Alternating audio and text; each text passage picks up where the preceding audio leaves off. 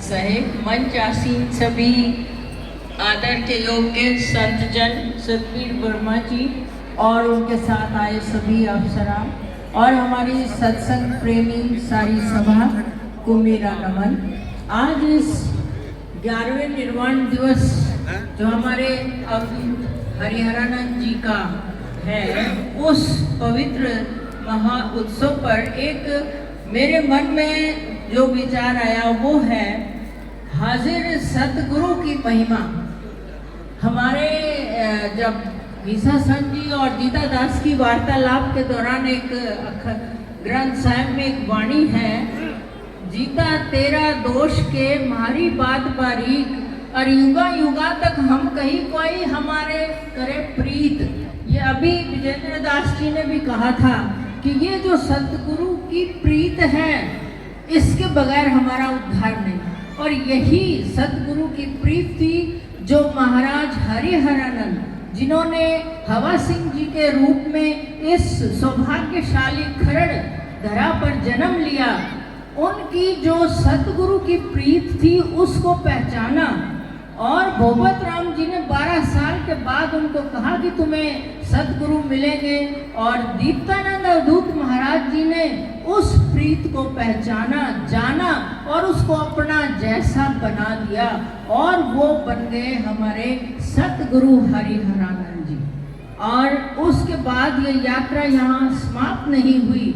जितना जन कल्याण समाज का उत्थान उन्होंने किया, जैसे कि अभी वर्मा जी ने भी कहा और संतों ने भी, कि ये जो ज्ञान गंगा सत्संग की है इस धरा पर, उससे हमारे समाज का नव निर्माण होता है, मन भी साफ होता है, तन भी साफ होता है, विचार साफ होते हैं।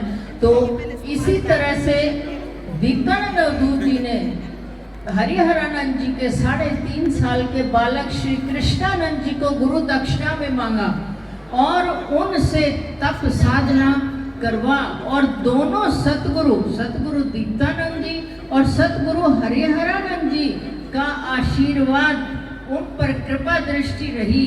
और आज हम कितने सौभाग्यशाली हैं कि हमारे हाजिर सतगुरु स्वामी कृष्णानंद जी, 2 संतों के कृपा के कारण आज उनका कितना भव्य और दिव्यता का प्रमाण हम सब देख रहे हैं। उनके करुणामयी दृष्टि से आप देखिए, ये जो 108 फुट ऊंचा शिखर पर हमारा सत साहिब का ध्वज हमेशा लहरा रहा है। लगातार यहाँ भंडारे ज्ञान गंगा सत्संग की बह रही है, और इस तरह से जन कल्याण के कार्यक्रम चल रहे हैं। उसके लिए हमारे पास शब्द नहीं। हम कितने सौभाग्यशाली हैं कि ये जो अभी एक हमारे संत बोल रहे थे कि ये जो संतों का उद्धार अपने अपने समय में, गीसा संत आए, कबीर साहब आए, गरीबदास जी आए, उन्होंने सब संत प्रेमियों को, सत्संग प्रेमियों का उद्धार किया। इसी तरह दीप्तानंद जी ने हरिहरानंद जी को अपना स्वरूप में सतगुरु बनाया। अब हमारे कृष्णानंद जी सतगुरु कृष्णानंद जी हो गए, लेकिन ये यात्रा निरंतर चल रही है।